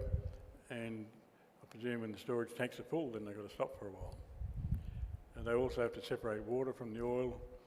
And there are some in that area that have struck gas, and so there's sort of natural gas head there as well. So in that general area, instead of farming now, we've got oil wells and cattle, longhorn cattle. And so that's how things change. This is the Wendish Heritage Society main building in Serban, and that's where I'm a member. One year when we went to America, I think it was about in 2009, we embarked on a project to give them copies of Wendish family history books that were produced here in Australia. So I got a list from Lyle of those that he knew of that had been done. Some they already had in their library, about a dozen, but we were able to collect 22 family history books. They weighed 25 kilos, and we had to get them in our luggage. So we put them in both suitcases and both hand luggage bags and travelled light and couldn't buy too many souvenirs.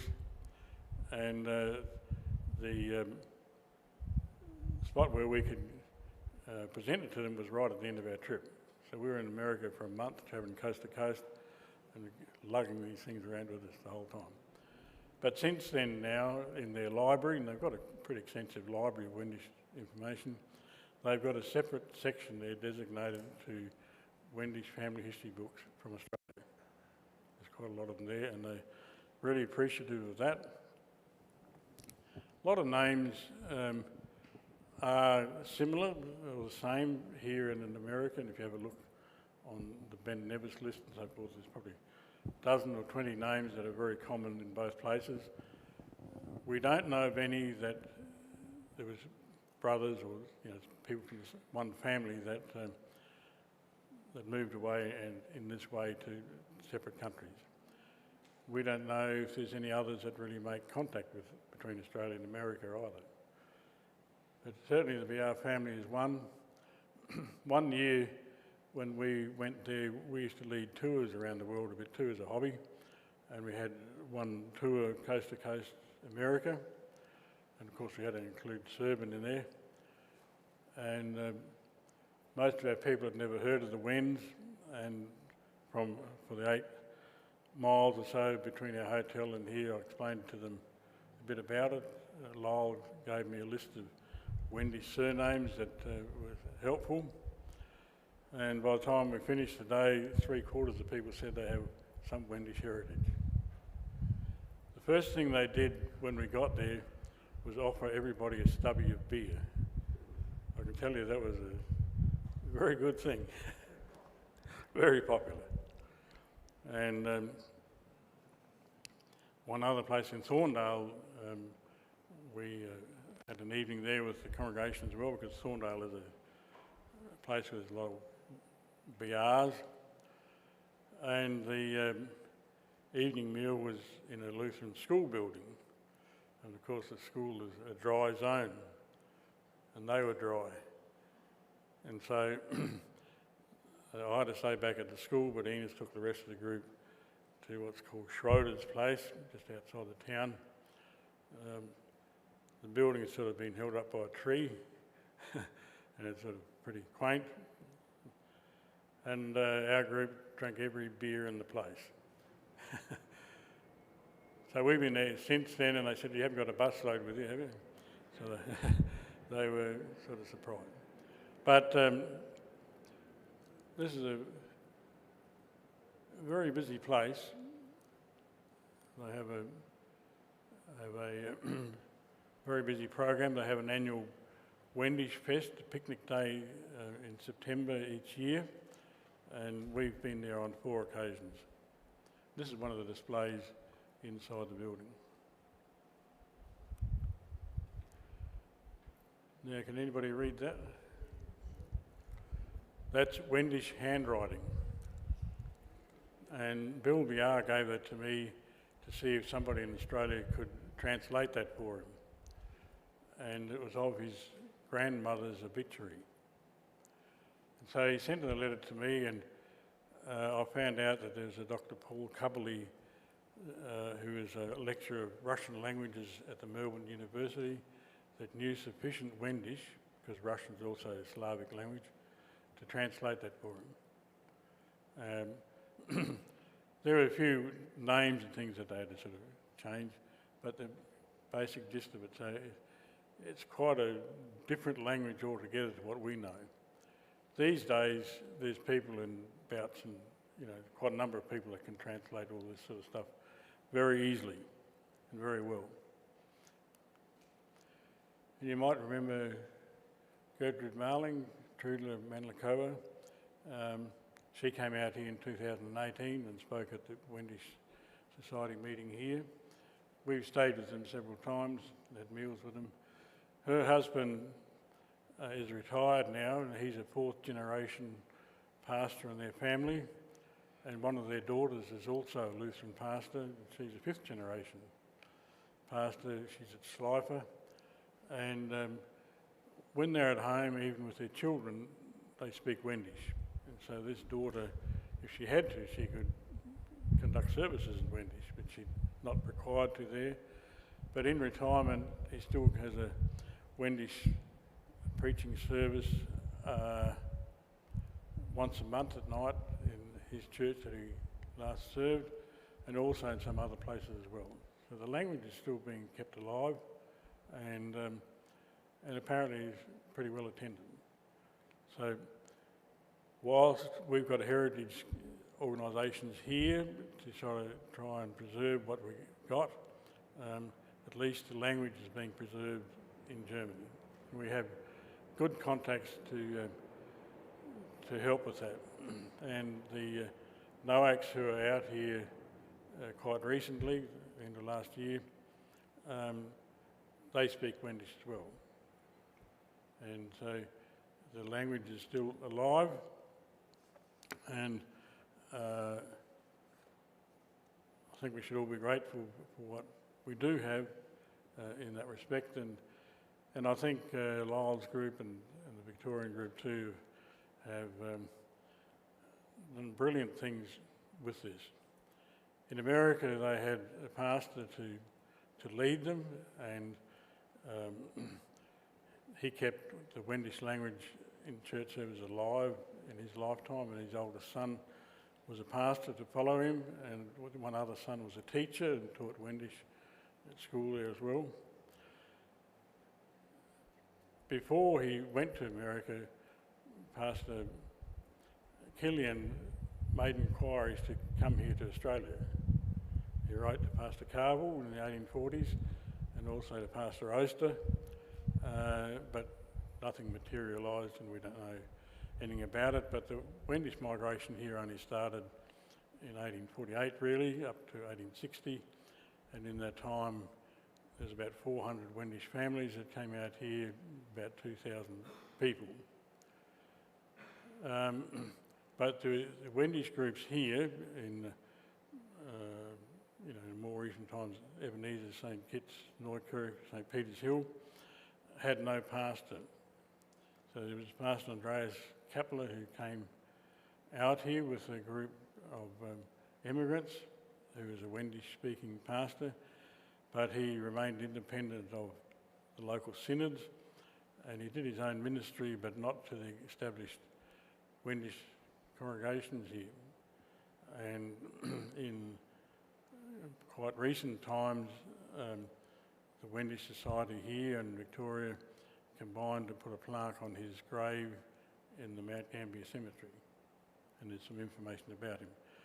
So he kept very good records, but he was independent of the Wends. There was another pastor who was going to come out here, and he died in Berlin before he could even get on the boat. But Andreas Kappler was the only one, and that didn't eventuate. He was in Melbourne for a while, for a few months, and he went to the goldfields, and finally he finished up as pastor of the Mount Gambier congregation, which was a German congregation. So I think I'll leave it at that. It's sort of been a long journey. It's been an interesting journey, and it's one where we have very good cooperation between Australia and Texas as a family, and now also with the Wendish Heritage Society, who took a keen interest in this, which is the first time that they've been involved with a meeting topic with the Australian people, and we'll see what happens. So I welcome any comments that any of those people who watched it will provide. Many of them would not be seeing it tonight because the meeting, the recording started about 4 a.m. their time. But Anita was hoping to see it, it was 10 o'clock in the morning in Poland. So they're going to watch it on YouTube. And so it's good that we've sort of got this modern technology that we can do this sort of thing. At a previous meeting, there was sort of contact with New Zealand people, and this time was sort of a much larger base, but I don't know how many people will watch it in Texas. So, have you got any questions? Board totally. Okay, Lyle.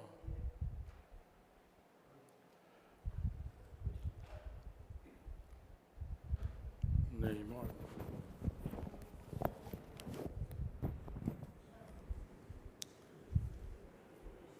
Right. I'd like to thank Geoff for giving us a wealth of information about particularly about the Wends in Germany, the Wends in Australia, and the Wends in Texas, America. I'm sure a lot of us here will go away with a lot more knowledge of one or other or all of these groups after your talk tonight. So thank you very much for that. I especially thank you for your family story, the Biar family. This story of two brothers, one going to Australia, the other going to America.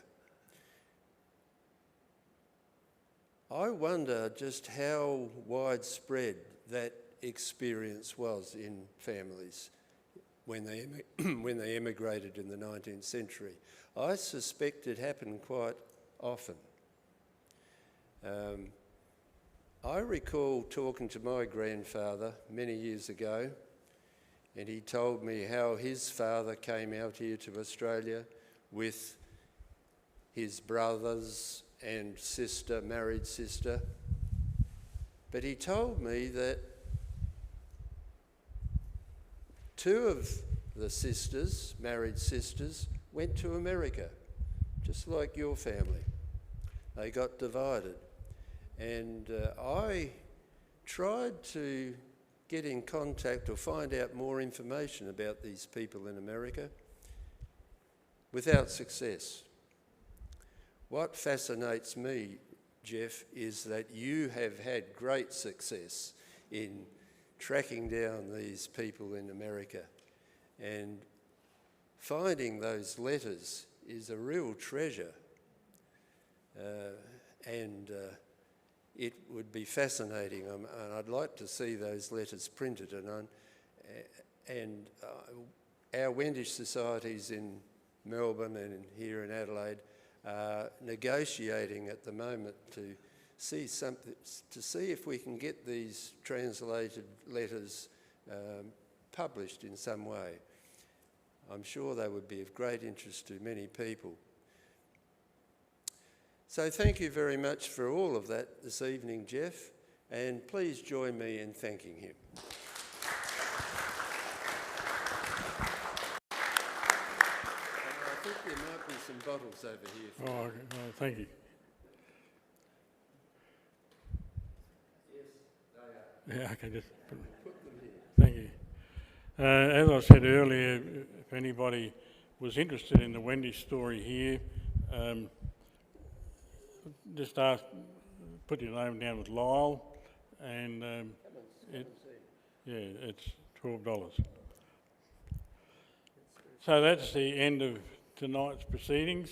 you're welcome to come next month again, different story again, and they're also welcome to join us for supper. If anybody came in and didn't put their name down, please do so over here with Shirley. And we also welcome new members here and further afield. I can mention that when I sent our newsletter to the editor of the American newsletter, he had a look on the website and had a look at the meeting topics we've had for the last year. And he was particularly interested in the one on the architects, Drogomilla and Von Schramek himself, and he wants to have a look at that. I'm not too sure what his vocation is, but we keep on exploring new boundaries. So thank you for coming here tonight, and you're most welcome to join us for supper. Oh, look, John's outside, going to be outside here at a table. Please pick up a journal if you're a member, and if you can take a journal home for somebody else that's in your vicinity, please do so to sort of save us a mountain of postage.